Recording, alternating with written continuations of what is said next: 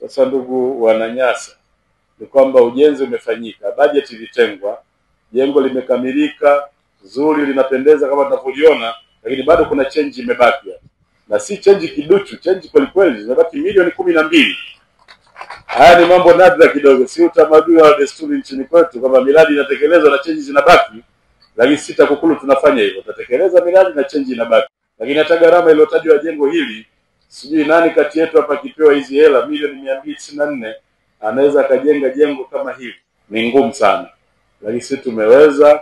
Kwa hivyo karibuni watu mnataka kujifunza kupata huu uzoefu, basi hata nyinyi mnavyotekeleza miradi yenu binafsi, lakini hata ya taasisi au na serikali kama huu, basi muweze kujua nini cha kufanya. Kwa uzoefu wetu TAKUKURU katika maeneo mengine, jengo kama hili lingeweza kugharimu hata shilingi milioni 400 au 500. Hivyo ninatumia fursa hii na hadhira hii kuwapongeza sana mkuu wa TAKUKURU wilaya ya Nyasa na timu yake kwa uadilifu na weledi katika usimamizi wa ujenzi wa jengo hili. Na Wananyasa tumekuwa ni miongoni mwa wilaya chache zilizobahatika kupata ofisi nzuri kama hii ya TAKUKURU. Tunajua ziko wilaya nyingi bado serikali inaendelea kuhakikisha kwamba inakuwa na ofisi nzuri kama hii, lakini kwa umuhimu wa pekee, kwa upendeleo, Wananyasa hatimaye tumekuwa ni wale ambao tumetangulia kupata ofisi hii. TAKUKURU ni miongoni mwa taasisi zinazosimamia haki,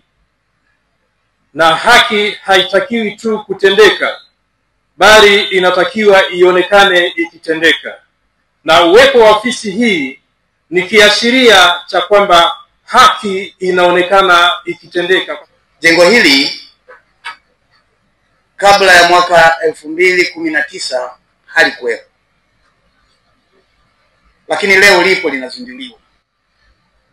Maana yake ni kazi nzuri iliyofanywa na Rais wetu wa Jamhuri ya Muungano wa Tanzania Mama Samia Suluhu Hassan, akiitekeleza vyema ilani ya Chama cha Mapinduzi. Lakini pia tunawapongezeni sana mliosimamia zoezi hili, kwa sababu msingeweza kusimamia vyema shughuli hii, maana yake mngemwangusha rais wetu.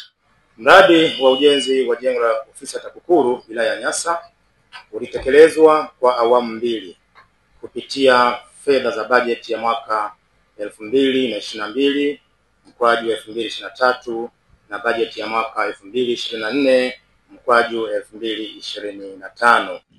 Mradi utekelezwa katika mtaa wa Kilosa Kati namba 2, yani Bomani, kiwanja nambari 206, Kitalu D, Mbamba Bay, katika halmashauri ya wilaya ya Nyasa, mkoa wa Ruvuma. Ndugu mgeni rasmi, kwa kuzingatia awamu zote mbili za ujenzi, bajeti ya mradi kwa ujumla wake ilikuwa sasa ni shilingi milioni 307.